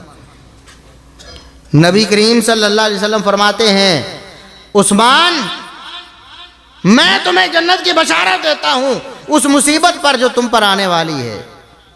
شہادت کی طرف اشارہ ہے کہ اللہ عثمان تمہیں شہادت عطا کرے گا، تم نے صبر کرنا ہے۔ اور منافق کہیں گے کہ عثمان تم خلافت چھوڑ دو، تم خلافت کے اہل نہیں رہے ہو۔ عثمان تم نے منافقوں کے کہنے پہ خلافت نہیں چھوڑنی ہے، اللہ نے تمہیں خلافت عطا کرنی ہے۔ وہ قمیص، وہ خلعت اللہ تمہیں پہنائے گا، تم نے وہ پہن کر ہی مجھ سے آ ملنا ہے۔ محمد رسول اللہ صلی اللہ علیہ وسلم یہ فرماتے ہیں، اور یہ دجال اور کذاب یہ کہتا ہے کہ عثمان رضی اللہ عنہ نے خلافت صحیح کی، نعوذ باللہ وہ خلافت کے اہل ہی نہیں رہے تھے، انہیں خلافت نہیں کرنی چاہیے تھی، بلکہ عمر رضی اللہ عنہ کے بعد علی کا نمبر ہونا چاہیے تھا۔ پہلے یہ کہتا تھا نا، اب تو کہتا ہے کہ علی کا پہلا نمبر ہے۔ کہتا ہے کہ نبی صلی اللہ علیہ وسلم کے روحانی طور پر پہلے خلیفہ علی رضی اللہ عنہ ہے۔ اس سے بدترین شیعت رافضیت کیا ہوگی؟ اگر آپ نہیں سمجھتے ہیں، پھر قیامت کا دن ہوگا، ایک طرف ابو بکر و عمر و عثمان علی ہوں گے، طلحہ و زبیر ہوں گے، نبی کے صحابہ ہوں گے، دوسری طرف صحابہ کے دشمن ہوں گے، پھر تمہارا شمار انہی میں ہوگا۔ اتنا کچھ دیکھتے ہو، کہتا ہے وضو کرتے ہوئے پاؤں دھونا ضروری، پاؤں دھوئے بغیر نماز پڑھو۔ وہ بتاؤ، وہ سنیوں بتاؤ، ابھی بھی کوئی شک ہے؟ اور بتاؤ یہ کن کا مذہب ہے کہ پاؤں دھونا ضروری، اور پاؤں دھوئے بغیر وضو کون کرتے ہیں؟ کون کہتا ہے ہاتھ چھوڑ کر نماز پڑھنی ہے؟ ہاتھ باندھنے نہیں، ہاتھ چھوڑنے ہیں۔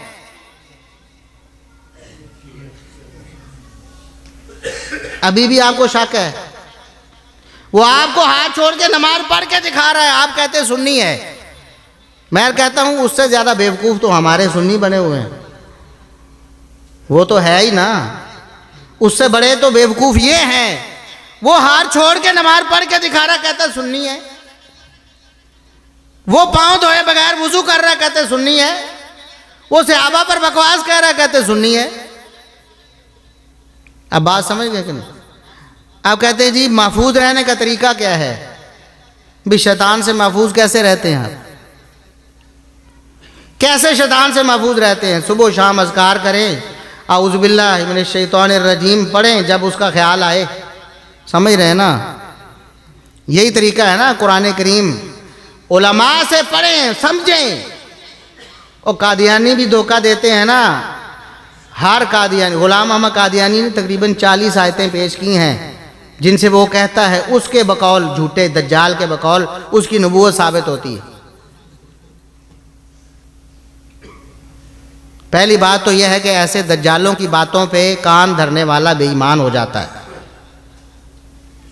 ابھی جو کہے کہ میں نبوت اب بھی جاری ہے، اب بھی نبی آ سکتا ہے، میں تمہیں آیتیں دکھاتا ہوں، وہ کہے کہ آؤ مجھے دکھاؤ یار، ہو سکتا ہے تمہاری بات صحیح ہو۔ ایسے دجال تو ویسے ایمان سے فارغ ہو چکا ہے نا پہلے ہی۔ سمجھ گئے کہ نہیں سمجھے؟ نہیں سمجھے؟ جو کہتا ہے ابو بکر و عمر و عثمان رضی اللہ عنہم نعوذ باللہ غلط کار تھے، میں تمہیں قرآن کی آیتیں یا بخاری مسلم کی حدیثیں سناتا ہوں، اور جو بیوقوف وہ پڑھنے چلا جاتا ہے، تو بتائیں اس کا ایمان فارغ ہو چکا ہے، بدبخت کا۔ اور ہم قادیانی سے دلیلیں دیکھتے، اور مرزا قادیانی سے ہم دلیلیں دیکھتے، اور مرزا جیلمی سے۔ بھائی ساری دنیا کے سارے علماء ایک طرف، بھی ڈاکٹر اگر سارے مل کر ایک فیصلہ کر دیں، ساری دنیا کے ڈاکٹر بڑے بڑے جانے مانے اسپیشلسٹ سرجن فزیشن سارے کہہ دیں کہ یہ دوائی اس کام کے لیے یا اس بیماری کا یہ علاج ہے یا آپریشن کا یہ طریقہ ہے، اور میرے جیسا اناڑی جس نے طب پڑھی نہیں ساری زندگی، میڈیکل کا اسٹوڈنٹ ہی کبھی نہیں بنا، میں اٹھ کر کہہ دوں یا میرے جیسا کوئی اور بندہ اٹھ کر کہہ دے کہ ساری دنیا کے سارے ماہر ڈاکٹر جھوٹ بول رہے ہیں، یہ سارے ڈاکو ہیں، ڈاکٹر نہیں ہیں، میں بتاتا ہوں آپریشن کیسے کرنا ہے، تو اگر پھر میرے جیسے بندے کی بات آپ سننے لگ جائیں ساری دنیا کے ڈاکٹروں کو چھوڑ کر، تو اس کا مطلب ہے آپ کو بھی کسی دماغی ڈاکٹر کی ضرورت ہے۔ بات سمجھ آ رہی کہ نہیں؟ ابھی ساری دنیا کے سارے ڈاکٹر خراب ہو جائیں، غلط ہو جائیں، ڈاکو ہیں کہ نہیں ڈاکٹروں میں؟ جو واقعی ڈاکو ہیں ڈاکٹر نہیں، ایسے ہیں نا دنیا میں، تو اس کے باوجود آپ آپریشن کس سے کرواتے ہیں؟ کسی موچی سے کروا لیتے کہ وہ بہت اچھا نیک آدمی، نمازی ہے، حاجی صاحب ہے، ہمارے محلے میں جوتے گھاڑتے ہیں، ان کے پاس وہ سارے اوزار موجود ہیں، تو کیوں نہ میں آپریشن ان سے کروا لوں؟ وہ بھی آپریشن کون کرے گا؟ ڈاکٹر ہی کرے گا نا۔ اور ڈاکوؤں میں سے آپ ڈاکٹر کو تلاش کریں گے کہ نہیں کریں گے؟ آپریشن تو ڈاکٹر نہیں کرنا ہے، کوئی موچی آپریشن کر سکتا؟ اور یہ کہتے ہیں، یہ ہمیشہ ان کی کوشش ہے کہ علماء کو بدنام کر دو۔ بھئی برے لوگ بھی علماء کے روپ میں دنیا میں موجود ہیں، اس میں کوئی شبہ، لیکن دین کی رہنمائی تو پھر بھی علماء نہیں کرنی ہے نا۔ کوئی انجینئر تو یہ کام، بھئی دل کا آپریشن نہیں کر سکتا کوئی موچی، تو دین کیسے سکھا سکتا ہے کوئی انجینئر؟ ہاں کوئی موچی یا موچی کا بیٹا طب کی تعلیم حاصل کر کے ماہر بن کے ڈاکٹر بن جائے پھر تو کر سکتا ہے نا۔ کوئی انجینئر دین کی تعلیم حاصل کر کے، دین میں رسوخ حاصل کر کے عالم بن جائے، اس کے بعد تو رہنمائی کر سکتا ہے نا۔ لیکن اگر اس کو اوپر دیکھ کے قرآن بھی پڑھنا نہ آتا ہو، ایک حدیث کا ترجمہ نہ کر سکتا ہو، عربی گرامر کی الف بے کا پتہ نہ ہو، پھر بھی آپ اس سے عقیدہ اور دین سیکھنے چلے جائیں تو آپ سے بڑھ کر بیوقوف دنیا میں۔ اور دنیا کی مثال لیتے ہیں، ایک چھوٹی سی بات ہے، ایک اناڑی ڈرائیور کے ساتھ آپ گاڑی میں بیٹھنے کے لیے تیار نہیں ہوتے کہ یہ کہیں ٹھوک دے گا، میرا مال، میری جان، میری صحت برباد کر دے گا۔ وہ کرتے ہیں کہ نہیں؟ اناڑی کے ساتھ آپ گاڑی میں سفر نہیں کرتے، لیکن وہ کہتا ہے میں امت کی ڈرائیونگ سیٹ پہ بیٹھا ہوا ہوں مرزا جیل میں، اور آپ اس کے ساتھ سفر شروع کر دیتے ہیں۔ آپ کی عقل کیسی ہے؟ آپ کو پتہ ہے، مثالیں موجود ہیں میڈیا پہ، ہم نے ڈالی ہوئی ہیں اپنے یوٹیوب چینل پہ بھی کہ قرآن غلط پڑھ رہا ہے، اوپر دیکھ کے بھی قرآن غلط پڑھ رہا ہے، اوپر دیکھ کے بھی ترجمہ غلط، ترجمے والا قرآن سامنے رکھا ہے پھر بھی ترجمہ غلط کر رہا ہے۔ اس کے باوجود آپ کہتے ہیں ہم تو دین سیکھتے جی، انجینئر صاحب ماشاءاللہ بڑا دین پڑھاتا ہے۔ بات سمجھ گئے؟ محفوظ رہنے کا طریقہ آپ علماء سے جڑیں۔ اور بھئی آپ کو دل کا مرض ہے تو آپ کیا کریں گے؟ دل کے مرض سے محفوظ کیسے رہیں گے؟ وہ ڈاکٹر سے رابطہ کریں گے، اس کے مشورے پر چلیں گے، پرہیز کریں گے، علاج کریں گے، دوائی استعمال کریں گے۔ آپ علماء سے جڑیں، اپنے آپ کو علماء سے رابطے میں رکھیں۔ جب بھی کوئی شیطان اس طرح کا وسوسہ آپ کے دل خیال میں ڈالتا ہے، کوئی قادیان کا مرزائی ہو یا جیلم کا مرزا ہو، جب بھی ایسا شبہ ڈالتا ہے فوراً علماء سے علاج کے لیے پہنچ جائیں۔ اگر آپ کو ڈنگ لگ گیا ہے نا، نہیں لگا تو پھر تو سمجھیں کہ بچ گئے نا، اور اگر آپ کو کوئی شک شبہ پڑ گیا ہے تو فوراً طبیب سے، ڈاکٹر سے، عالم سے رابطہ کریں اور اپنے اس مرض کا علاج کروائیں۔ یہ اس سے محفوظ رہنے کا طریقہ ہے۔ اور اگر آپ سمجھتے ہیں کہ آپ کو دل کا مسئلہ ہے اور آپ ہارٹ اسپیشلسٹ کی بجائے کسی بھی وہ گلی میں بیٹھے ہوئے یا وہ راستے میں روڈ پہ فٹ پاتھ پہ بیٹھے ہوئے کسی حکیم کی پڑی لے کر اپنے دل کے مرض کو درست کر لیں گے تو پھر ٹھیک ہے، پھر مرزا جیل میں بھی آپ کی دینی رہنمائی کر دے۔ تو اللہ سے دعا ہے۔ ایک سوال ایک اور بھائی نے کیا تھا کہ حلالے کے بارے میں بتا دیں، تو مختصر الفاظ میں حلالہ ایک بے حیائی ہے، بے حیائی کی بدترین شکل ہے جو اسلام کے نام پر کی جاتی ہے۔ دیکھیں بے حیائی تو گناہ ہے نا، لیکن اگر وہی اسلام کے نام پہ یا دین کے نام پہ کی جائے تو وہ بدترین گناہ بن جاتا ہے۔